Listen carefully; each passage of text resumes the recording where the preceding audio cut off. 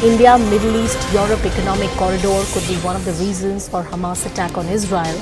US President Joe Biden has said that he is convinced that one of the reasons why Hamas launched a terrorist attack on Israel was because of the recent announcement during the G20 summit in New Delhi on the ambitious India, Middle East, Europe economic corridor that integrates the entire region with a network of railroad. That's the word coming in from Joe Biden. Let me try and cut across to Abhishek and get more details on this. Abhishek, put this into context, please. Well, the situation that is evolving in Middle East does matter because of the security challenges it will have for the future projects. Both economic and strategic interests of countries like India and USA are there, and if the situation doesn't, go down in the coming days, it will mean that the instability in the region will prevail for a few months, and maybe it could be delayed. So recently we have seen Prime Minister Modi unveiling a project that would have connected India to Mediterranean Sea via Saudi and Israel. So if certain conditions are not met, especially the political and strategic stability in that, then these projects would also be in jeopardy.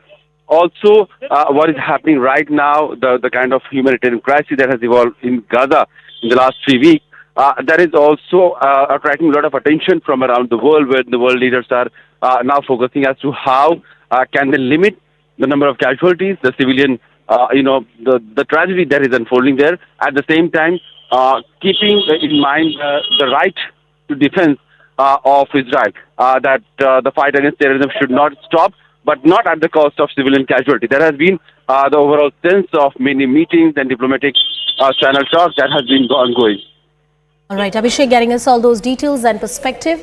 Let's also listen into some more reactions coming in. Israel has the right, and I would add responsibility, to respond to the slaughter of their people. And we will ensure Israel has what it needs to defend itself against these terrorists. That's a guarantee. We also have to remember that Hamas does not represent, let me say it again, Hamas does not represent the vast majority of the Palestinian people on the Gaza Strip or anywhere else. Hamas is hiding behind Palestinian civilians, and it's despicable and, not surprisingly, cowardly as well. We're also working around the clock together with our partners in the region to secure the release of hostages, and including American citizens left behind and held by Hamas, and the safe passage of foreign nationals out of Gaza, not just Americans, but Australians and a whole range of people. Governs the Gaza Strip stores fuel, both diesel fuel and other types of and benzene and other types of fuel. It's all inside the Gaza Strip, and there's enough for many days for hospitals and water pumps to run. Only the priorities are different. Hamas prefers to have all of the fuel for its warfighting capabilities, leaving civilians without it. Australia unequivocally condemns the terrorism of Hamas. We grieve for the loss of every innocent life, whether that be Israeli or Palestinian. In times of crisis, respect for international humanitarian law is paramount. It is a recognition of our common humanity, and I commend the President for his leadership that he has shown in the example that he has set. Today I announce that Australia will provide an additional $15 million in humanitarian assistance for civilians in Gaza. This adds to the $10 million Australia has already committed and will help deliver life-saving assistance such as emergency water and medical services. Right, let's show you some images and videos which are emerging. This is the Israeli airstrike on a Gaza bakery that had happened, and look at the debris, the site of destruction that you can see here. It only goes on to show the kind of crisis that prevails in Gaza right now.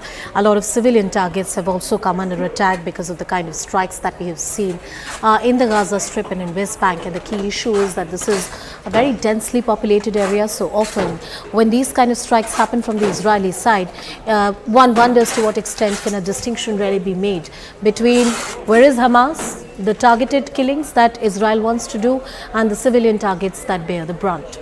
Hamas diver's attempt to infiltrate Israel by sea. Multiple fronts have been used by the terror group to infiltrate into Israel and create ruckus and mayhem. These images tell you that story. This video tells you that story. These are these terrorists who are using the sea route to try and enter into the Israeli soil. Whether it's air, water, land, all three ways are currently being fiercely guarded by the Israelis in cooperation with US, UK and the kind of support that they have got. Let's also show you these plumes of smoke seen rising over the Gaza skyline, and it only tells you the tale of death and destruction, which is the consistent story for the last more than 2 weeks ever since this war has broken out. These images and the story from Israel, Gaza and the West Bank. Right now, some reports my colleague Neeraj gets you.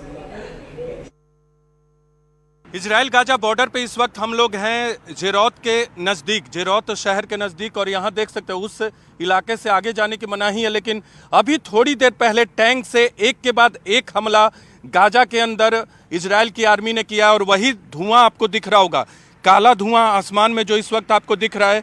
हम यहाँ खड़े थे और एक के बाद अचानक से आवाज़ आती है टैंक से हमला किया गया है, किसी लोकेशन पे हमला किया गया है गाजा के, और यहाँ से जो वो काला धुआं दिख रहा है किसी हमास के स्ट्रक्चर पे या वैसे स्ट्रक्चर पे जहाँ हमास के आतंकवादी छुपे हों, वहाँ ये हमला किया गया है।